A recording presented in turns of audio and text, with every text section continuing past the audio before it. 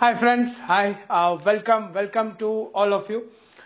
ನಮ್ಮ knowledge master YouTube ಚಾನಲ್ಗೆ ಮತ್ತೊಮ್ಮೆ ಎಲ್ಲರಿಗೂ ಸ್ವಾಗತ. ಇವತ್ತು ನಾವು ಮತ್ತೊಂದು ಹೊಸ ವಿಡಿಯೋದೊಂದಿಗೆ ನಿಮ್ಮ ಮುಂದೆ ಬಂದಿರ್ತೇನೆ. ತಾವು ಈಗಾಗಲೇ ನೋಡ್ತಾ ಇರಬಹುದು, ಅಮೆರಿಕ, ಇರಾನ್ ಮತ್ತು ಇಸ್ರೇಲ್ ನಡುವೆ ಈ ಯುದ್ಧದ ಸಂಘರ್ಷದ ವಾತಾವರಣಗಳು ನಡೀತಾನೆ ಇದ್ದವು. ಸೊ ಈಗ ಕದನ ವಿರಾಮವನ್ನು ಘೋಷಣೆ ಮಾಡುವಂತ ಸ್ಥಿತಿಗೆ ಬಂದಿದೆ. ಕದನ ವಿರಾಮ ಘೋಷಣೆ ಆದಮೇಲೂ ಮತ್ತೆ ಕೆಲವು ದಾಳಿಗಳು ಆಗಿರುವಂಥದ್ದು. ಇದರ ಬಗ್ಗೆ ನಾವಿಲ್ಲಿ ಚರ್ಚೆ ಮಾಡೋಣ.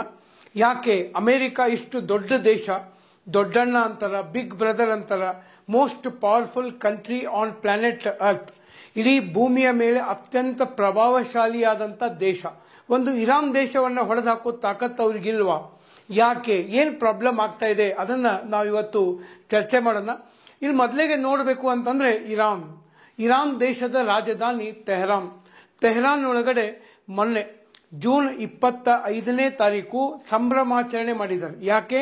ನಾವು ಅಮೆರಿಕಾದ ಮೇಲೆ ಬಾಂಬ್ ಹಾಕಿದೀವಿ, ಅಮೆರಿಕಾದ ಕತರ್ನಲ್ಲಿರುವಂತ ಅಮೆರಿಕಾದ ನೆಲೆಗಳ ಮೇಲೆ ನಾವು ಬಾಂಬ್ ಹಾಕಿದೀವಿ, ಅಮೆರಿಕಾದವರು ನಮಗೆ ಹೆದರಿ ಕದನ ವಿರಾಮವನ್ನ ಘೋಷಣೆ ಮಾಡಿದಾರ. ಇರಾನ್ ದೇಶ ಅಮೆರಿಕಾವನ್ನ ಹೆದರಿಸ್ತು ಅಂತ ಹೇಳಿ ಇರಾನ್ ದೇಶದ ರಾಜಧಾನಿ ತೆಹರಾನ್ ಒಳಗಡೆ ಸಂಭ್ರಮಾಚರಣೆಯನ್ನ ಮಾಡಿದ್ದಾರೆ. ಇನ್ನ ಈ ಕಡೆ ಅಮೆರಿಕಾದವರು ಅವರು ಹೇಳ್ತಾ ಇದ್ದಾರೆ ನಾವು ಗೆದ್ದೀವಿ. ಅಮೆರಿಕಾದವರು ಹೇಳ್ತಾ ಇದ್ದಾರೆ ಏನಂತ ಹೇಳಿ, ನಾವು ಗೆದ್ದಿದ್ದೀವಿ ಅಂತೇಳಿ. ನಾವು ಇರಾನ್ ಈ ಒಂದು ಅಣು ಶಸ್ತ್ರಾಸ್ತ್ರಗಳನ್ನ ಮಾಡ್ತಾ ಇದ್ರು, ಅದರ ಮೇಲೆ ದಾಳಿ ಮಾಡಿದೀವಿ, ಅದನ್ನ ನಾಶ ಮಾಡಿದೀವಿ, ನಮ್ಮ ಸೈನಿಕರು ಬಹಳ ಒಳ್ಳೆಯ ಕೆಲಸ ಮಾಡಿದಾರ, ಇಡೀ ಜಗತ್ತಿಗೆ ಶಾಂತಿ ಸೌಹಾರ್ದತೆಯನ್ನು ತಂದು ಕೊಡಕ್ ನಾವು ಈ ದಾಳಿಯನ್ನ ಮಾಡಿದೀವಿ ಅಂತ ಅವ್ರು ಹೇಳ್ತಾರೆ. ಇನ್ನೊಂದು ಕಡೆ ಇಸ್ರೇಲ್ದವರು ಅಮೆರಿಕ ಸರಿಯಾದ ಪಾಠವನ್ನ ಇರಾನ್ಗೆ ಕಲಿಸಿದೆ, ನಾವು ಗೆದ್ದಿದ್ದೀವಿ. ಮೂರು ಮಂದಿ ಹೇಳಕತ್ತರಿ ನಾವು ಗೆದ್ದಿದ್ದೀವಿ ಅಂತ ಹೇಳಿ. ಮೂರೂ ದೇಶಗಳು ಒಂದನ್ನೇ ಹೇಳ್ತಾ ಇರುವಂಥದ್ದು. ಎಲ್ಲರೂ ಏನಪ್ಪಾ ಅಂತಂದ್ರೆ ನಾವು ಗೆದ್ದಿದ್ದೀವಿ ಅನ್ನುವಂಥ ಮಾತನ್ನ ಎಲ್ಲರೂ ಇವತ್ತು ಹೇಳ್ತಾ ಇರುವಂಥದ್ದು. ಮತ್ತು ನಿಜವಾಗ್ಲೂ ಯಾರು ಗೆದ್ರು? ರಾತ್ರಿಯ ವೇಳೆ ದಾಳಿಗಳಾಗ್ತವೆ. ಹೆಚ್ಚು ಕಡಿಮೆ ಇತ್ತೀಚೆಗೆ ಕೆಲವು ಯುದ್ಧಗಳಾದಾಗ, ಕೆಲವು ದೇಶಗಳ ನಡುವೆ ಇಂಥ ಪರಿಸ್ಥಿತಿಗಳು ಬಂದಾಗ ರಾತ್ರಿ ದಾಳಿ ಮಾಡ್ತಾರೆ. ಅದು ಯಾಕೆ ಅನ್ನೋದು ಗೊತ್ತಿಲ್ಲ. ರಾತ್ರಿ ವೇಳೆ ಒಳಗಡೆ ಬಾಂಬ್ ಅಂತೂ ಬೀಳೋದು ನಮಗೆ ಕಾಣಿಸ್ತೈತಿ, ಬಟ್ ಯಾವ ದೇಶದವ್ರು ಹಾಕಾಕತ್ತಾರ, ಯಾರ ಮೇಲೆ ಹಾಕಾಕತ್ತಾರ ಒಂದೂ ಗೊತ್ತಾಗಂಗಿಲ್ಲ. ಮತ್ತು ಅದೇನಾದ್ರೂ ಎಲಿಮಿನೇಷನ್ ಮಾಡಕತ್ತಾರೋ ಯಾವನಿಗೆ ಗೊತ್ತು. ಮತ್ತು ಆಮೇಲೆ ಎಲ್ಲ ದೇಶಗಳು ನಾವು ಗೆದ್ದೀವಿ. ಎಲ್ಲರೂ ಗೆದ್ದೀವಿ ಅಂತಂದ್ರೆ ಯುದ್ಧ ಅಂದಮೇಲೆ ಒಬ್ಬ ಗೆಲ್ಲಬೇಕು, ಒಬ್ಬ ಸೋಲ್ಬೇಕು. ಎಲ್ಲರೂ ಗೆದ್ದಿದ್ದಾರೆ ಅಂತಂದ್ರೆ ಏನೋ ಪ್ರಾಬ್ಲಮ್ ಆಗಿದೆ ಅಂತ ಅರ್ಥ. ಎರಡನೇ ಪಾಯಿಂಟ್, ಪರಮಾಣು ಶಸ್ತ್ರಾಸ್ತ್ರಗಳ ಮೇಲೆ ದಾಳಿ ಮಾಡಿದೀವಿ ಅಂತ ಅಮೆರಿಕ ಹೇಳ್ತಾ ಇದ್ದಾರೆ, ಬಟ್ ದಾಳಿ ಆಗೇನೇ ಇಲ್ಲ ಅಂತೇಳಿ ಇರಾನ್ದವ್ರು ಹೇಳ್ತಾ ಇದ್ದಾರೆ.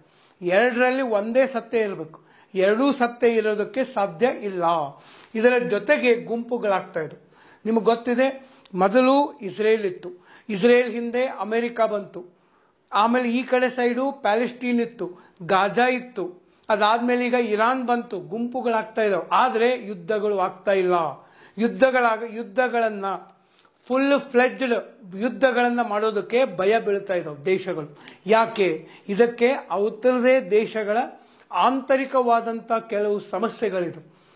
ಯುದ್ಧ ಅಂದ್ಕೂಡ ಎಲ್ಲರೂ ಫುಲ್ ಜೋಶ್ನಾಗ ಯುದ್ಧ ಮಾಡಕ್ ಹೋಗೋ ಪರಿಸ್ಥಿತಿ ಇವತ್ತು ಜಗತ್ತಿನ ಯಾವುದೇ ದೇಶ ಆ ಪರಿಸ್ಥಿತಿಯಲ್ಲಿಲ್ಲ. ಯುದ್ಧ ಮಾಡೋದು ನಡಿ, ಸಾಕಷ್ಟು ಶಸ್ತ್ರಾಸ್ತ್ರಗಳಿದಾವೆ, ಅಣುಬಾಂಬ್ಗಳಿದಾವೆ, ಆದ್ರೆ ಯುದ್ಧ ಮಾಡಕ್ ಯಾರೂ ಮುಂದೇಟು ಹಾಕ್ತಾ ಇಲ್ಲ. ಹಿಂದೇಟು ಹಾಕುವಂತವರ ಸಂಖ್ಯೆ ಜಾಸ್ತಿ ಆಗ್ತಾ ಇದೆ. ಯಾಕೆ? ಅಮೆರಿಕಾನಲ್ಲೇ ಇವತ್ತು ಹಿಂದೇಟು ಹಾಕ್ತಾ ಇದೆ. ಯಾಕೆ ಸರ್? ನಿಮಗೆ ಗೊತ್ತಿರಲಿ, ಅಮೆರಿಕಾದ ಸಾಲ $35 ಟ್ರಿಲಿಯನ್ ಆಗಿದೆ.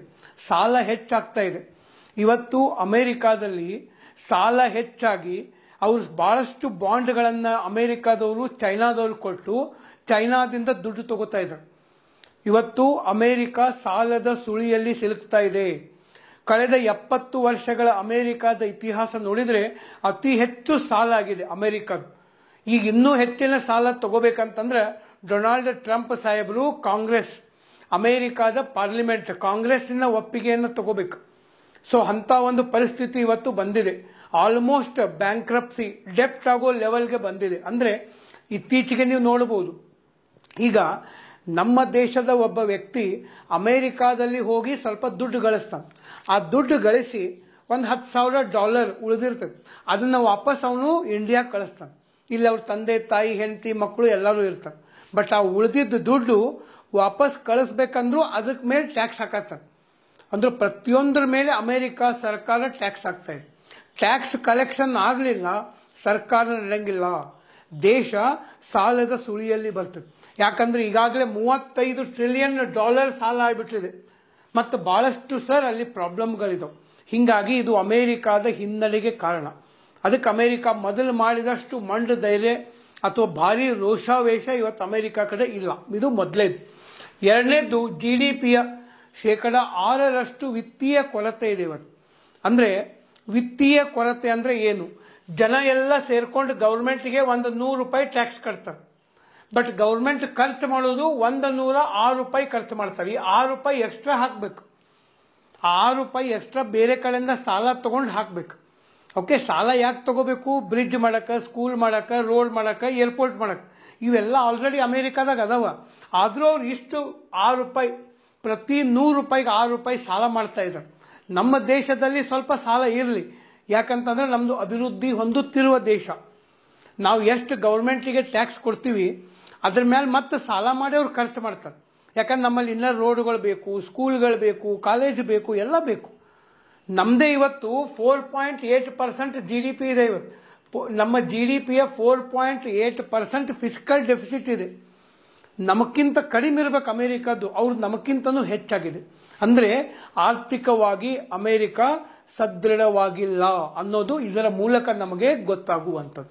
ಇನ್ನು ನೆಕ್ಸ್ಟ್ ನಾವು ನೋಡ್ಬೇಕಪ್ಪ ಅಂತಂದ್ರೆ ಕೃತಕ ಬುದ್ಧಿಮತ್ತೆ ಮತ್ತು ನಿರುದ್ಯೋಗ ಸಮಸ್ಯೆ ಹೆಚ್ಚಾಗ್ತಾ ಇದೆ. ಅದರಾಗೂ ಅಮೆರಿಕಾದಾಗ ಇನ್ನೂ ಹೆಚ್ಚಾಗ್ತಾ ಇದೆ. ಯಾಕಂದ್ರೆ ಜಗತ್ತಿನ ಎಲ್ಲ ರಾಷ್ಟ್ರಗಳಿಂದ ಎಲ್ಲ ಸ್ಕಿಲ್ಡ್ ಇದ್ದವರು ಉದ್ಯೋಗಿಗಳು ಅಲ್ಲಿಗೆ ಹೋಗ್ತಾರೆ. ಮತ್ತು ಎಲ್ಲರೂ ಎಲ್ಲ ಜಗತ್ತಿನಾಗ ಎಲ್ಲ ದೇಶದಿಂದ ಭಾರಿ ಶಾಣ ಇದ್ದವರು ಅಮೆರಿಕಕ್ಕೆ ಹೋದ್ರೆ, ಅಮೆರಿಕಾದಾಗ ಆವ್ರೇಜ್ ಇದ್ದವ್ರು ಎಲ್ಲಿ ಹೋಗ್ಬೇಕು? ಅವ್ರಿಗೆ ಜಾಬ್ ಇಲ್ಲ. ಅದಕ್ಕಾಗಿ ಅಮೆರಿಕ ಬಿಟ್ಟು ಹೋಗ್ರಿ ಅಂತೇಳಿ ಟ್ರಂಪ್ ಹೇಳ್ತಾ ಇದ್ದಾರೆ. ಎಲ್ಲ ವೀಸಾಗಳನ್ನು ಸ್ಟ್ರಿಕ್ಟ್ ಮಾಡಕತ್ತಾರೆ. ಕೆಲವು ದೇಶದವ್ರನ್ನ ರಾತ್ರೋರಾತ್ರಿ ಓಡಿಸಾಕತ್ತಿದ್ದಾರೆ. ಓಕೆ, ಇದು ಯಾಕೆ ಅಂತಂದ್ರೆ ಅಲ್ಲಿ ಜನರಿಗೆ ಉದ್ಯೋಗ ಇಲ್ಲ, ನಿರುದ್ಯೋಗ ಸಮಸ್ಯೆ ಇದೆ. ಅದಕ್ಕೆ ಡೊನಾಲ್ಡ್ ಟ್ರಂಪ್ ಆರಿಸಿ ಬರಬೇಕಾದಾಗೂ ಹೇಳಿದರು ಏನಂತೇಳಿ, ನಾನು ಉದ್ಯೋಗ ಕೊಡ್ತೀನಿ, ಮತ್ತೆ ಮೇಕ್ ಅಮೆರಿಕಾ ಗ್ರೇಟ್ ಅಗೇನ್ ಈ ಘೋಷಣೆಯೊಂದಿಗೆ ಬಂದಿದೆ. ಅಂದ್ರೆ ಅಮೆರಿಕಾದ ಒಳಗಡೆ ಸಮಸ್ಯೆಗಳಿದಾವೆ. ಮತ್ತಿಷ್ಟೆಲ್ಲ ಒಳಗೆ ಸಮಸ್ಯೆ ಇಟ್ಟುಕೊಂಡು ಇರಾನ್ ಮೇಲೆ ಅಥವಾ ಯಾವುದೇ ದೇಶದ ಮೇಲೆ ಒಂದು ದೊಡ್ಡ ಪ್ರಮಾಣದ ಯುದ್ಧ ಮಾಡಕ್ಕೆ ಸಾಧ್ಯ ಇದೆ. ಯಾಕೆ? ಯುದ್ಧ ಮಾಡಿದ್ರೆ ಇನ್ನೂ ಹೆಚ್ಚು ಖರ್ಚಾಕೈತೆ. ಎಲ್ಲಾನು ಹೋಗಿ ನೀವು ಮಿಲಿಟ್ರಿಗೆ ಹಾಕಿದ್ರೆ ಎಜುಕೇಶನ್ಗೆ ಏನು ಕೊಡ್ತೀರಿ, ಹೆಲ್ತ್ಗೆ ಏನು ಕೊಡ್ತೀರಿ, ಈಗ ಸ್ಕೂಲ್ ಯಾವಾಗ ಕಟ್ಟಿಸ್ತೀರಿ, ರೋಡ್ಸ್ ಯಾವಾಗ ಮಾಡ್ತೀರಿ? ಮಾಡೋಕ್ಕಾಗೋದಿಲ್ಲ. ಸೊ ಇದು ನೆಕ್ಸ್ಟ್ ಕಾರಣ. ನೆಕ್ಸ್ಟ್, 1% ಜನರ ಹತ್ತಿರ 40% ಸಂಪತ್ತಿದೆ. ನಮ್ಮಲ್ಲಿ ಹಂಗೆ ಅಲ್ಲೂ ಕೂಡ 1% ಟಾಪ್ 1% ಜನರ ಹತ್ರ ದೇಶದ 40% ಸಂಪತ್ತಿದೆ. ಇನ್ಕಮ್ ಇನ್ಇಕ್ವಾಲಿಟಿ, ಸಂಪತ್ತಿನ ಅಸಮಾನ ಹಂಚಿಕೆ, ಇದು ಕೂಡ ಸೊಸೈಟಿ ಒಳಗಡೆ ಬಿರುಕು ಬಿಡೋದಕ್ಕೆ ಕಾರಣ. ಇದಾದ ಮೇಲೆ ಅವಲಂಬನೆ. ಸರ್, ಇದು ಬಹಳ ಇದೆ. ಚೀನಾದ ಮೇಲೆ ಬಹಳ ಅವಲಂಬನೆಯಾಗಿದೆ. ಯಾವುದು? ಅಮೆರಿಕ. ಇವತ್ತು ಅಮೆರಿಕಾದೊಳಗಡೆ ಒಂದು ಆಟೋಮೊಬೈಲ್ ಸ್ಪೇರ್ ಪಾರ್ಟ್ಸ್ಗಳು ಬೇಕಂದ್ರೂ ಅವರು ಚೈನಾದಿಂದ ತರಿಸ್ಬೇಕು. ಒಂದು ಮೊಬೈಲ್ ಸ್ಪೇರ್ ಪಾರ್ಟ್ಸ್ ಬೇಕಂದ್ರೂ ಚೈನಾದಿಂದ ತರಿಸ್ಬೇಕು. ಇವತ್ತು ನಾವೆಲ್ಲ ಆಪಲ್ ಫೋನ್ ತಗೋತೀವಿ, ಆಪಲ್ ತಗೋಬೇಕು, ಐಫೋನ್ ತಗೋಬೇಕು. ಐಫೋನ್ ಅಮೆರಿಕಾದಂತ ಹೇಳ್ತಾರ, ಬಟ್ ಅದ್ರ ಒಳಗಿನ ಸರ್ಕ್ಯೂಟ್, ಮೇನ್ ಸರ್ಕ್ಯೂಟ್ ಮಾತ್ರ ಅಮೆರಿಕಾದಾಗ ಆಗೋದು. ಉಳಿದಿದ್ದು ಪ್ರತಿಯೊಂದು ಭಾಗಗಳು ಚೈನಾದಾಗನ ಮ್ಯಾನುಫ್ಯಾಕ್ಚರಿಂಗ್ ಆಗಿ ಅಸೆಂಬಲ್ ಆಗುವಂಥದ್ದು. ಅಂದ್ರೆ ಆಟೋಮೊಬೈಲ್ ಇರ್ಬೋದು, ಮೊಬೈಲ್ ಇರ್ಬೋದು, ಯಂತ್ರೋಪಕರಣಗಳ ಬಿಡಿಭಾಗಗಳ ಮೇಲೆ ಅವರು ಚೈನಾದ ಮೇಲೆ ಅವಲಂಬನೆಯಾಗಿದ್ದಾರೆ. ಅವ್ರಿಗೆ ಮಾಡಕ್ ಬರುವುದಿಲ್ಲ. ಭಾರಿ ಸ್ಕಿಲ್ ಇತ್ತು ಅಂತಂದ್ರೆ ಅಷ್ಟೇ ಮಾಡ್ತಾರೆ. ಎಲ್ಲ ಕೆಲಸ ಅಮೆರಿಕಾದವ್ರಿಗೆ ಮಾಡಕ್ ಬರ್ತಾ ಇಲ್ಲ. ಇನ್ನೊಂದು ದೇಶದ ಮೇಲೆ ಡಿಪೆಂಡ್ ಅದ. ಈಗ ಇರಾನ್ ಜೊತೆ ಜಗಳ ತೆಗೆದ್ರು, ಯುದ್ಧ ಮಾಡಿದ್ರು ಅಂತಂದ್ರೆ ಇರಾನ್ ಹಿಂದೆ ಚೈನಾ ಇದೆ. ಚೈನಾದವರು ಅಮೆರಿಕಕ್ಕೆ ಹೋಗುವಂತ ವಸ್ತುಗಳನ್ನ ನಿಲ್ಲಿಸ್ತಾರೆ. ಅವಾಗ ಪ್ರಾಬ್ಲಮ್ ಆಗೋದು ಅಮೆರಿಕ. ಅಂದ್ರೆ ಇವೆಲ್ಲ ಕಾರಣಗಳು ಅಮೆರಿಕವನ್ನ ಸುಮ್ಮನಿರೋ ತರ ಮಾಡಿದೆ. ಅದಕ್ಕೆ 1 ಸರಿ 2 ಸರಿ ಬಾಂಬ್ ಹೋಗೋದು, ಸರ್ ನಾವು ಗೆದ್ದೀವಿ ಅಂತ ಹೇಳ್ತಾ ಇದ್ದಾರೆ. ಯಾಕಂದ್ರೆ ಫುಲ್ ಫ್ಲೆಜ್ಡ್ ದೊಡ್ಡ ಪ್ರಮಾಣದ ಯುದ್ಧ ಮಾಡಿ ಗೆಲ್ಲುವಂತ ಪರಿಸ್ಥಿತಿಯಲ್ಲಿ ಅಮೆರಿಕ ಅಂತೂ ಇಲ್ಲ. ಇನ್ನು ನೆಕ್ಸ್ಟ್ ಬರುವಂತ ದೇಶ, ಓಕೆ, ಇದಕ್ಕಿಂತ ಇನ್ನೊಂದಪ್ಪ ಅಂತಂದ್ರೆ ಅಮೆರಿಕದ ಇನ್ನೊಂದೆರಡು ಪಾಯಿಂಟ್ ಅದಾವ ಹೇಳ್ತೀನಿ. ಅಮೆರಿಕಾಗ ಇನ್ನೊಂದೆರಡು ಪಾಯಿಂಟ್ ಏನಪ್ಪಾ ಅಂತಂದ್ರೆ ಅರಬ್ ರಾಷ್ಟ್ರಗಳ ನಂಬಿಕೆ ಕಡಿಮೆ ಆಗ್ತಾ ಇದೆ. ಹೌದು, ಸೌದಿ, ಇರಾನ್, ಇರಾಕ್, ಅಫ್ಘಾನಿಸ್ತಾನ್, ಈ ಎಲ್ಲಾ ದೇಶಗಳು ಅರಬ್ ರಾಷ್ಟ್ರಗಳು, ಇವರಿಗೆ ಅಮೆರಿಕ ಮೇಲೆ ಇರ್ತಕ್ಕಂಥ ಪ್ರೀತಿ ಕಡಿಮೆ ಆಗಕತ್ತದೆ, ನಂಬಿಕೆ ಕಡಿಮೆ ಆಗ್ತಾ ಇದೆ. ಯಾಕಂದ್ರೆ ಅಫ್ಘಾನಿಸ್ತಾನದಾಗ ಏನಾಗಿತ್ತು, ತಾಲಿಬಾನು, ಟೆರರಿಸ್ಟು ಎಲ್ಲ ಇದ್ರು. ಆಮೇಲೆ ಇವರು ಒಂದು ಸೋಗ್ ಹಾಕೊಂಡು ಹೋದ್ರು, ಅಮೆರಿಕಾದವ್ರು ಸೋಗ್ ಹಾಕೊಳ್ಳೋದು, ಏನಪ್ಪ ನಾವಲ್ಲಿ ಬರ್ತೀವಿ, ಅಫ್ಘಾನಿಸ್ತಾನದಾಗ ಬಂದು ಎಲ್ಲ ಭಯೋತ್ಪಾದಕರನ್ನ ಹೊಡೆದೋಗೋದು, ಭಯೋತ್ಪಾದನಾ ಮುಕ್ತ ರಾಷ್ಟ್ರ ಮಾಡಿ ಪ್ರಜಾಪ್ರಭುತ್ವವನ್ನು ತಗೊಂಬರ್ತೀವಿ ಅಂತ ಹೋದ್ರು. ಪಾಪ ಅಫ್ಘಾನಿಸ್ತಾನದವರು ನಂಬ್ಕೊಂಡು ಕುಂತ್ರು, ನಮ್ಮ ದೇಶ ಏನೋ ಭಾರಿ ಸಿಂಗಾಪುರ್ ಮಾಡ್ತಾರಂತ ನಂಬಿದ್ರು. ಅಮೆರಿಕಾದ ಸೇನೆ ಹೋಯ್ತು ಎಲ್ಲಿ, ಅಫ್ಘಾನಿಸ್ತಾನಕ್ಕೆ. ಅಫ್ಘಾನಿಸ್ತಾನದಾಗ ಇರೋ ಟೆರರಿಸ್ಟ್ಗಳನ್ನು ಹೊಡೆದ್ರು, ಅವ್ರ ಜೊತೆನೇ ಇದ್ರು, ಮತ್ತೆ ಅವ್ರನ್ನ ಹೊಡೆದ್ರು. ಎಷ್ಟು ವರ್ಷ ಇದ್ರು? 19 ವರ್ಷ ಇದ್ರು. ನೋಡ್ರಿ, 19 ವರ್ಷ ಅಮೆರಿಕಾದ ಸೇನೆ ಅಫ್ಘಾನಿಸ್ತಾನದಾಗ ಇದ್ರು. ಇದಾದ್ಮೇಲೆ ಏನಾದ್ರು ಚೇಂಜ್ ಆಯ್ತು? ಏನೂ ಇಲ್ಲ. ಈಗ ಲಾಸ್ಟ್ ಟೈಮ್ ಡೊನಾಲ್ಡ್ ಟ್ರಂಪ್ ಸೇನೆಯನ್ನ ಹಿಂದೆ ತಗೊಂಡ್ರು. ಖರ್ಚು ಭಾಳ, 19 ವರ್ಷ ಸೇನೆ ಅಫ್ಘಾನಿಸ್ತಾನದಾಗ ಐತಿ. ಖರ್ಚು ಕೊಡೋರು ಯಾರು? ಅಮೆರಿಕ ಸರ್ಕಾರ. ಅಮೆರಿಕ ಜನರ ದುಡ್ಡು ಅಫ್ಘಾನಿಸ್ತಾನದೊಳಗಡೆ ವೇ ಆಯ್ತು. ರಿಸಲ್ಟ್ ಬಂತ? ಇಲ್ಲ. ಈಗೂ ಮತ್ತೆ ಅಫ್ಘಾನಿಸ್ತಾನದೊಳಗಡೆ ತಾಲಿಬಾನ್ ಸರ್ಕಾರ ಬಂದಿತ್ತು. ಅಂದ್ರೆ ಇರಾಕ್ನಾಗೂ ಹಿಂಗ ಮಾಡಿದ್ರು. ಅಂದ್ರೆ ಈ ಅರಬ್ ರಾಷ್ಟ್ರಗಳಿಗೆ ಅಮೆರಿಕಾದ ಮೇಲೆ ನಂಬಿಕೆ ಇಲ್ಲ. ಇವರು ಸುಮ್ಮನೆ ನಾವು ಅದನ್ನ ಮಾಡ್ತೀವಿ, ನಾವು ಇದನ್ನ ಮಾಡ್ತೀವಿ ಹೇಳ್ತಾರ, ಬಟ್ ಯಾವುದೂ ಕೆಲಸಗಳು ಆಗಂಗಿಲ್ಲ. ಹಿಂಗಾಗಿ ಅಮೆರಿಕಾದ ಮೇಲೆ ನಂಬಿಕೆ ಇಲ್ಲ. ಅದು ಅಮೆರಿಕಕ್ಕೂ ಗೊತ್ತಾಗಿತ್ತು, ನಾವು ಏನೇ ಮಾಡಿದ್ರು ಈ ದೇಶಗಳು ಚೇಂಜ್ ಆಗಂಗಿಲ್ಲ. ಅದಕ್ಕೆ ಯುದ್ಧ ಮಾಡಕ್ಕೆ ಅವರು ಹಿಂದೇಟು ಹಾಕ್ತಾ ಇರುವಂಥದ್ದು. ನೆಕ್ಸ್ಟ್, ಹಾರ್ಮುಜ್ ಜಲಸಂಧಿ. ಇರಾನ್ದವ್ರ ಮೇಲೆ ಏನಾದರೂ ಮಾಡಕ್ ಹೋದ್ರೆ ಇರಾನ್ದವರು ಈ ಹಾರ್ಮುಜ್ ಜಲಸಂಧಿ ಏನಿದೆ ಸರ್, ಅದನ್ನ ಬಂದ್ ಮಾಡ್ತಾರೆ. ಅದರಲ್ಲಿ ಜಗತ್ತಿನ 20% ಕಚ್ಚಾ ತೈಲ ದಿನ ಹಾದು ಹೋಗ್ತೈತಿ. ಅದನ್ನು ಬಂದ್ ಮಾಡಿದ್ರು ಜಗತ್ತಿನೊಳಗಡೆ ಕಚ್ಚಾ ತೈಲದ ಬೆಲೆ ಏರಿಕೆ ಆಕೈತಿ. ಮತ್ತು ಕಚ್ಚಾ ತೈಲ ಅಮೆರಿಕಾದವ್ರಿಗೂ ಬೇಕು, ಅಮೆರಿಕ ಕಚ್ಚಾ ತೈಲ ಅವ್ರಿಗೂ ಕಾಸ್ಟ್ಲಿ ಆಕೈತಿ. ಅಂದ್ರೆ ಇರಾನ್ ಹೊಡೆದ್ರು ಅವರು ಜಲಸಂಧಿ ಬಂದ್ ಮಾಡ್ತಾರೆ. ಜಲಸಂಧಿ ಬಂದಾತು, ಜಗತ್ನಾಗ ಆಯಿಲ್ ಪ್ರೈಸ್ ಹೆಚ್ಚಿಗೆ ಆಕೈತಿ. ಇದರ ಪರಿಣಾಮ ಅಮೆರಿಕಾದ ಮೇಲೂ ಬೀಳುತ್ತದೆ. ಇದು ಒಂದು ಕಾರಣ, ಅವರು ಮುಂದೆ ಹೆಜ್ಜೆ ಇಡ್ತಾ ಇಲ್ಲ. ಇದಾದ್ಮೇಲೆ ಇರಾನ್, ಚೈನಾ ಮತ್ತು ರಷ್ಯಾಗಳ ದೋಸ್ತಿ. ಇತ್ತೀಚೆಗೆ ಇರಾನ್ ಏಕಾಂಗಿ ಆಗಿಲ್ಲ. ಇರಾನ್ಗೆ ಒಂದು ಕಡೆ ಚೈನಾ ಸಪೋರ್ಟ್ ಇದೆ, ಇನ್ನೊಂದು ಕಡೆ ರಷ್ಯಾ ಸಪೋರ್ಟ್ ಇದೆ. ಮತ್ತೆ ಎಲ್ಲರೂ ಒಬ್ಬೊಬ್ಬರನ್ನ ಬ್ಯಾಕಪ್ ಇಟ್ಕೊಂಡೇ ಇರ್ತಾರೆ, ಒಬ್ಬೊಬ್ಬರು ಹೆಂಗಿರ್ತಾರೋ. ಸೊ ಈಗ ಅಮೆರಿಕ ಇರಾನ್ ಮೇಲೆ ಆರ್ಥಿಕ ದಿಗ್ಬಂಧನ ಹಾಕಿದ್ರು. ಆದರೂ ಕೂಡ ಇರಾನ್ದಿಂದ ಪೆಟ್ರೋಲಿಯಂ ವಸ್ತುಗಳನ್ನ ಚೈನಾದವ್ರು ತಗೋತಾರೆ. ಓಕೆ, ಮತ್ತು ಸಾಕಷ್ಟು ಯುದ್ಧ ಸಾಮಗ್ರಿಗಳನ್ನ ರಷ್ಯಾದವ್ರು ಕೊಡ್ತಾರೆ. ಅಂದ್ರೆ ಇವ ಇರಾನ್, ರಷ್ಯಾ ಮತ್ತು ಚೈನಾ 3 ಜನ ದೋಸ್ತಿ ಇದ್ದಾರೆ. ಇವ್ರು ಏನಾದ್ರೂ ಯುದ್ಧ ಮುಂದುವರಿಸಿದ್ರೆ ಅವ್ರು 3 ಜನ ಒಂದಾಗ್ತಾರೆ. ಇದರ ಪರಿಣಾಮವನ್ನ ಅಮೆರಿಕ ಎದುರಿಸಬೇಕು. ಮತ್ತು ಅಮೆರಿಕ ಕಡೆ ಯಾರೆಲ್ಲೇನು ಅದರ, ಅಮೆರಿಕ ಕಡೆ ಇಸ್ರೇಲ್ ಇದೆ, ಯುರೋಪ್ ಖಂಡನೇ ಇದೆ ಅಮೆರಿಕ ಜೊತೆಗೆ. ಬಟ್ ಯುರೋಪ್ ಖಂಡ ತನ್ನದೇ ಆದಂತ ಸಮಸ್ಯೆಯಲ್ಲಿದೆ. ಜರ್ಮನಿ ಒಂದು ಬಿಟ್ರೆ ಇಟಲಿ ಇರ್ಬೋದು, ಫ್ರಾನ್ಸ್ ಇರ್ಬೋದು, ಬಹುತೇಕ ದೇಶಗಳಲ್ಲಿ ಇವತ್ತು ಪಾಪ್ಯುಲೇಷನ್ ಡೌನ್ ಆಗ್ತಾ ಇದೆ, ಸ್ಪೆಂಡಿಂಗ್ ಹೆಚ್ಚಾಗ್ತಾ ಇದೆ, ಮಿಲಿಟರಿ ವೀಕ್ ಆಗ್ತಾ ಇದೆ. ಓಕೆ, ಸೊ ಹಿಂಗಾಗಿ ಅಮೆರಿಕಾದ ಸಹಭಾಗಿತ್ವ ಅಥವಾ ಅವರ ಪಾರ್ಟ್ನರ್ಶಿಪ್ ದೇಶಗಳು ಅಷ್ಟೊಂದು ಬಲಿಷ್ಠವಾಗಿ ಇಲ್ಲ. ಇದು ಒಂದು ಕಾರಣ. ಇದಾದ್ಮೇಲೆ ಶಸ್ತ್ರಾಸ್ತ್ರಗಳ ಪೈಪೋಟಿ, ಇದು ತಲ್ಲುವಾಗ್ಬಿಟ್ಟೈತಿ ಈಗ ಅಮೆರಿಕಾದವ್ರು. ಈ ಮಧ್ಯಪ್ರಾಚ್ಯ ರಾಷ್ಟ್ರಗಳು Iran, Iraq, Syria, Lebanon, Saudi, Yemen, Oman, ಇವರು ಒಬ್ರಾಗಂತಲೇ ಒಬ್ರು ಅಣು ಶಸ್ತ್ರಾಸ್ತ್ರ ಮಾಡಕತ್ತಾರೆ. ಕಾಂಪಿಟೇಷನ್ ಬಿದ್ದಾರಿಗೂ. ಓಕೆ, ಅಣುಬಾಂಬ್ ನಾ ತಯಾರು ಮಾಡ್ತಾನೋ, ಅಣುಬಾಂಬ್ ನೀ ತಯಾರು ಮಾಡ್ತಾನೋ. ಇವ್ರು ಅಣುಬಾಂಬ್ ತಯಾರು ಮಾಡಿದ ಕೂಡ ಅಮೆರಿಕಕ್ಕೆ ತೆಲ್ಲು ಒಂದು ಅವ್ರ ಮೇಲೆ ಬಾಂಬ್ ಹಾಕ್ಬೇಕು, ಇಲ್ಲ ಮಾತುಕತೆ ಮಾಡಬೇಕು. ವಿರೋಧಿ ರಾಷ್ಟ್ರ ಇದ್ರೆ ಹೇಳ್ತಾರೆ, ಕೇಳಲಿಲ್ಲ ಅಂದ್ರೆ ಬಾಂಬ್ ಹಾಕ್ಬೇಕು. ಹಿಂಗ ಎಷ್ಟು ಜನರ ಜೊತೆ ಮಾಡ್ಕೊಂಡು ತಗೋದು, ಎಷ್ಟು ಮಂದಿ ಜೊತೆ ಜಗಳ ತಗೊಂಡು ಹೋಗುದು. ಓಕೆ, ಸೊ ಇದು ಅಮೆರಿಕಕ್ಕೆ ತಲ್ಲುವಾಗಿತ್ತು. ಇದು ಒಂದು ಕಾರಣ. ಅಂದ್ರೆ ಈ ಎಲ್ಲಾ ಕಾರಣಗಳಿಂದ ಇವತ್ತು ಅಮೆರಿಕಾದವರು ಬರೀ ಒಂದು ಸರಿ ಅಟ್ಯಾಕ್ ಮಾಡಿ ನಾವು ಗೆದ್ದೀವಿ ಅಂತೇಳಿ ಹಿಂದೆ ಸರಿತಾ ಇದ್ದಾರ. ಇದರ ಜೊತೆಗೆ ಇನ್ನೊಂದು ದೇಶ ಬರ್ತತಿ, ದಟ್ ಈಸ್ ಇಸ್ರೇಲ್. ನೋಡ್ರಿ, ಇಸ್ರೇಲ್ ಅಂತೂ ಸರ್ ಅವ್ರಿಗೂ ಸಾಕಾಗಿ ಹೋಗೈತಿ. ಆಕ್ಚುಲಿ ಇಸ್ರೇಲ್ ಬಲಾಢ್ಯ ರಾಷ್ಟ್ರ, ಈಗೂ ಸ್ಟ್ರಾಂಗ್ ಅದಾರ ಅವ್ರು, ಒಪ್ಕೋತೀನಿ ನಾನು. ಆದ್ರೆ ಈಗ ನೋಡ್ರಿ, ಇಲ್ಲಿ ಇಸ್ರೇಲ್ ಇದೆ, ಇಸ್ರೇಲ್ ಮ್ಯಾಲ ಯಾರದಾರ? ಲೆಬನಾನ್ದಾಗ ಹೆಜ್ಬುಲ್ಲಾ ಸಂಘಟನೆ ಇದೆ, ಅವರು ಬಾಂಬ್ ಹಾಕವ್ರ ಇಸ್ರೇಲ್ ಮೇಲೆ. ಓಕೆ, ಇಲ್ಲಿ ಗಾಜಾ ಪಟ್ಟಿ ಇದೆ, ಇಲ್ಲಿ ಗಾಜಾ ಬರ್ತದೆ, ಗಾಜಾದವರು ಇಸ್ರೇಲ್ ಮೇಲೆ ಬಾಂಬ್ ಹಾಕವ್ರ. ಗಾಜಾದಾಗ ಯಾರದಾರ? ಹಮಾಸ್. ಇನ್ನೊಂದು ಇಲ್ಲಿ ಸೌದಿ ಅರೇಬಿಯಾದಿಂದ ಕೆಳಗ ಯಮೆನ್ ಇದೆ, ಯಮೆನ್ದಾಗ ಹೌತಿ ಬಂಡುಕೋರರು, ಆ ಹೌತಿ ಬಂಡುಕೋರರು ಅವರು ಬಾಂಬ್ ಹಾಕವ್ರ. ಎಲ್ಲರೂ ಬಾಂಬ್ ಹಾಕವ್ರ. ಎದ್ರು ಕುಂತ್ರ ಜಗಳ ಬರೀ ಯಾರ್ದು? ಸರ್ ಇಸ್ರೇಲ್ದವ್ರು.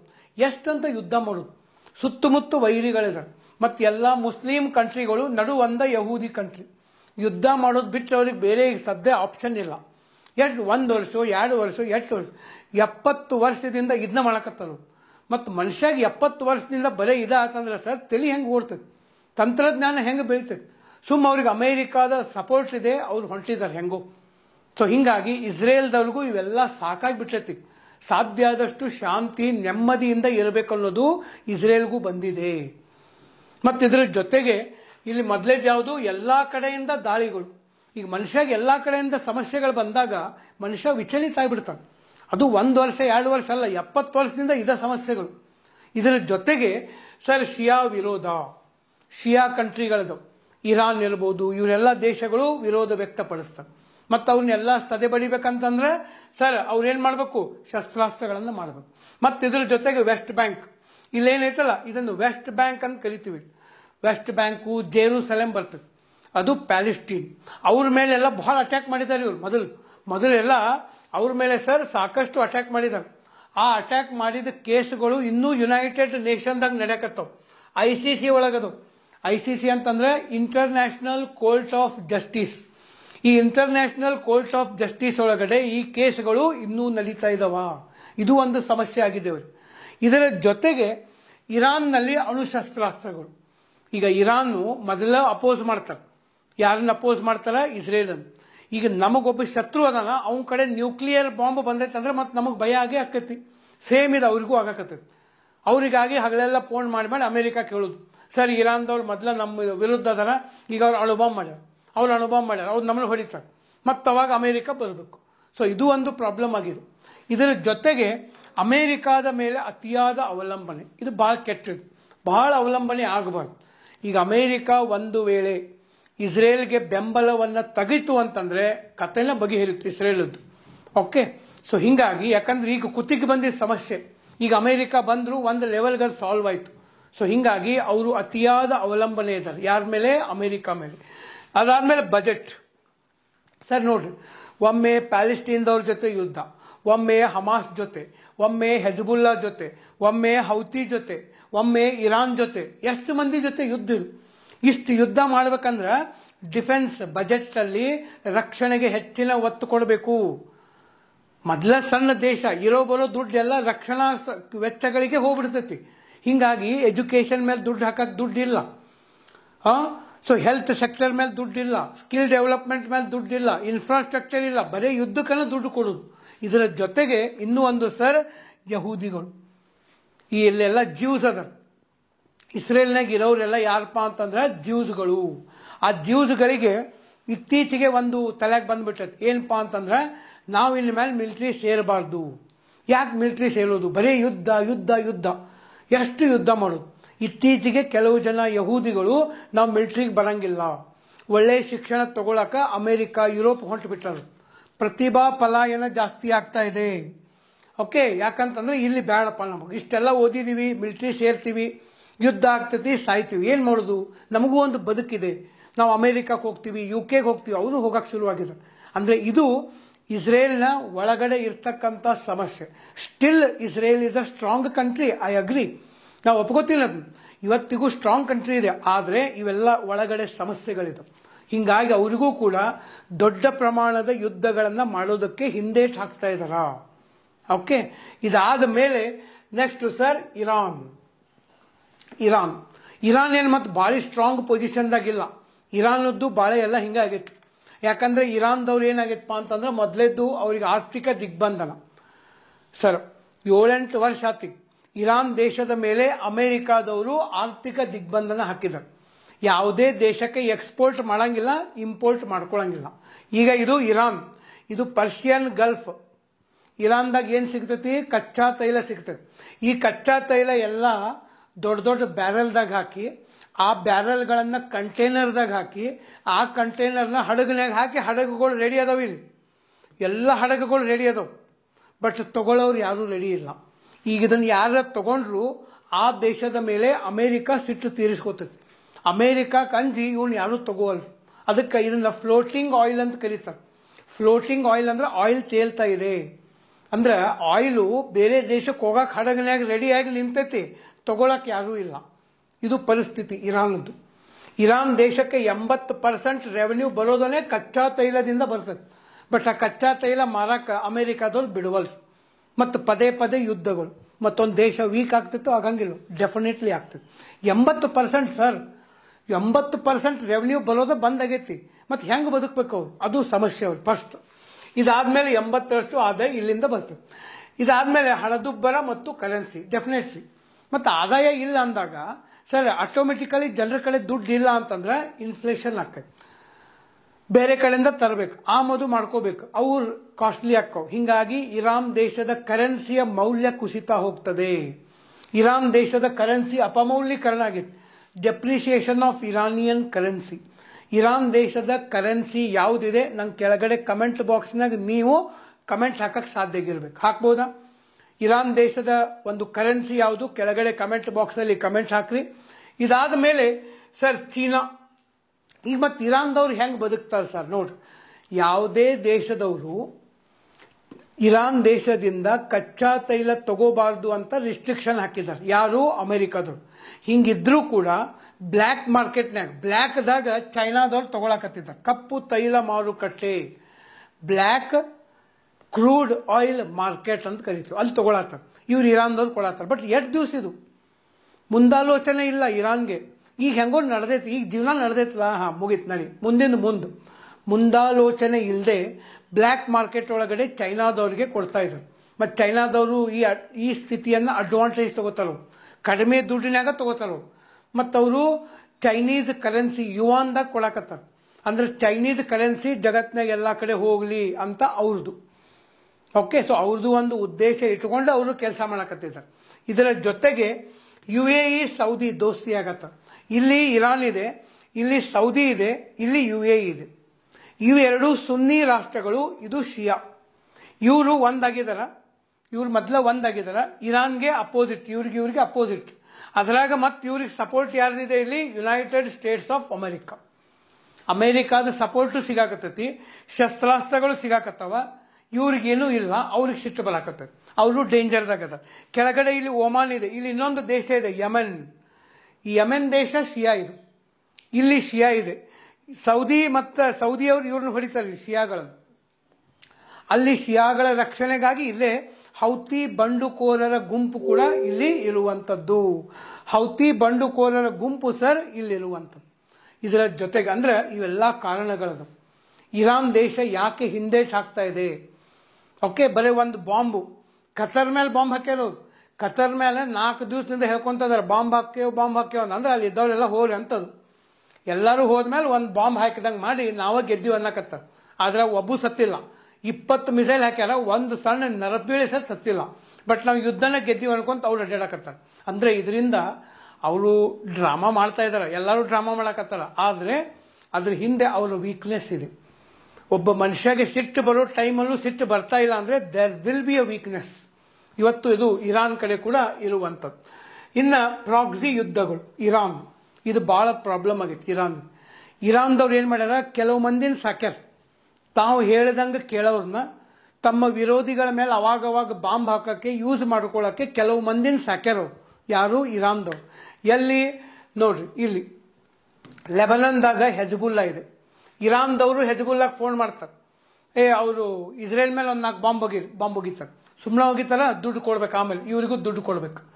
ನೆಕ್ಸ್ಟು ಇಲ್ಲೇ ನಮಗೆ ಹಮಾಸ್ ಬರ್ತದೆ. ಹಮಾಸ್ನಿಗೂ ಇವರು ಸಾಕಿದ್ದಾರೆ, ಹಮಾಸ್ ಅವ್ರಿಗೆ ಹೇಳಿದ ಕೊಡೆ ಸರ್ ಅವ್ರು ಬಾಂಬ್ ಹೋಗಿತಾರ, ಅವ್ರಿಗೆ ದುಡ್ಡು ಕೊಡ್ತಾರೆ. ಅದಾದಮೇಲೆ ಸರ್ ಯಮೆನ್ದೊಳಗಡೆ ಹೌತಿ ಬಂಡುಕೋರರು ಅವರು ಸರ್ ಇರಾನ್ದವರು ಹೌತಿ ಹೇಳಿದ ಕೂಡ ಹೌತಿ ಅವರು ಸೌದಿ ಅರೇಬಿಯಾ ಮೇಲೆ ಹೋಗಿತಾರೆ. ಇರಾನ್ದವರು ಹೇಳಿದಾಗ ಅವ್ರು ಹೇಳಿದಂಥ ಕೆಲಸ ಮಾಡೋಕ್ಕೆ ಕೆಲವು ಮಂದಿನ ಸಾಕಿದ್ದಾರೆ. ಹಂಗೆ ಮಾಡಿ ಇರಾನ್ದವರು ಹಿಂದ್ಗಡೆ ನಿಂತ್ಕೊಂಡು ಮುಂದೆ ವಾರ್ ಮಾಡೋಕ್ಕೆ ಹೆಲ್ಪ್ ಮಾಡ್ತಾರೆ. ಇದನ್ನು ಪ್ರಾಕ್ಸಿ ಯುದ್ಧಗಳು ಅಂತ ಕರೀತಾರೆ. ಮತ್ತು ಅವ್ರಿಗೆಲ್ಲ ದುಡ್ಡು ಕೊಡಬೇಕಲ್ಲ, ಮೊದಲ ದುಡ್ಡಿಲ್ಲ ಇರಾನ್ ಕಡೆ, ಮತ್ತು ಇವಕ್ಕೆಲ್ಲ ಎಲ್ಲಿಂದ ಕೊಡಬೇಕು ಅಂದರೆ ಇವೆಲ್ಲ ಕಾರಣಗಳಿಂದಾಗಿ ಇರಾನ್ ಕೂಡ ಭಯ ಪಡ್ತಾ ಇದೆ. ಬರೀ ಒಂದು ಬಾಂಬ್ ಹಾಕಿ ನಾವು ಗೆದ್ದೀವಿ ಅನ್ಕೊಂತ ಹೊಂಟಿದ್ದಾರೆ. ಸೊ ಹೀಗಾಗಿ ಸರ್ ಇಲ್ಲಿ 3 ದೇಶಗಳು ಬರೀ ಒಂದು ಬಾಂಬು ಒಂದು ದಿವಸ ಅಟ್ಯಾಕ್ ಮಾಡಿದಂಗೆ ಮಾಡಿ ಸುಮ್ಮನಾಗಿರುವಂಥದ್ದು. ಬಟ್ ಈಗ ಮತ್ತೆ ಸಣ್ಣ ಪ್ರಮಾಣದ್ದೇನೋ ಅಟ್ಯಾಕ್ ಮಾಡಕತ್ತಾರ, ಬಟ್ ಇದು ಒಂದು ಲೆವೆಲ್ ದಾಟಿ ಯುದ್ಧ ಆಗುವುದಿಲ್ಲ. ಮೂರನೇ ಮಹಾಯುದ್ಧ ಆಗ್ತದಂತ ಎಲ್ಲ ತಿಳ್ಕೊಂಡಿದ್ರು. ಬಟ್ ಆಗೋದು 99% ಡೌಟ್ ಇದೆ. ಯಾಕಂದ್ರೆ ಎಲ್ಲ ದೇಶಗಳದ್ದು ಒಳಗಡೆ ಅವರದ್ದೇ ಆದಂತಹ ಕೆಲವೊಂದು ಸಮಸ್ಯೆಗಳಿದವು. ಹೀಗಾಗಿ ಸರ್ ಡೊನಾಲ್ಡ್ ಟ್ರಂಪ್ ಸಾಹೇಬರು ಒಂದು ಹೇಳ್ತಾರ, ವ್ಲಾದಿಮಿರ್ ಪುಟಿನ್ ಒಂದು ಹೇಳ್ತಾರ, ಈ ಕಡೆ ಇರಾನ್ ದೇಶದ ಸುಪ್ರೀಂ ಲೀಡರ್ ಅಯಾತುಲ್ಲಾ ಖೊಮೇನಿ ಒಂದು ಹೇಳ್ತಾರ, ಮತ್ತು ಇಸ್ರೇಲ್ ದೇಶದ ಅಧ್ಯಕ್ಷರು ಬೆಂಜಮಿನ್ ನೇತನ್ಯಾಹು ಒಂದು ಹೇಳ್ತಾರೆ. ಅಂದ್ರೆ ಒಬ್ಬರಿಗೊಬ್ರು ಹೇಳ್ಕೊಂತ ಬೈಕೊಂತ ಹೊಂಟಿದಾರೆ ಹೊರತು ಅಲ್ಲಿ ಯುದ್ಧಗಳು ತಾರಕಕ್ಕೆ ಹೋಗ್ತಾ ಇಲ್ಲ. ಇದು ಒಳ್ಳೇದನ್ನ ಇದು, ಓಕೆ. ಬಟ್ ಯಾವ ಉದ್ದೇಶಕ್ಕಾಗಿ ಇದನ್ನು ಮಾಡ್ತಾ ಇದಾರೆ ನಮಗಂತೂ ಗೊತ್ತಿಲ್ಲ. ಆದರೆ ಇವ್ರು ಮಾಡುವಂತ ಇಂಥ ಅಪ್ರಬುದ್ಧ ನಡೆಗಳಿಂದ ಇಡೀ ಜಗತ್ತು ಸಮಸ್ಯೆ ಒಳಗಡೆ ಬರ್ತದೆ.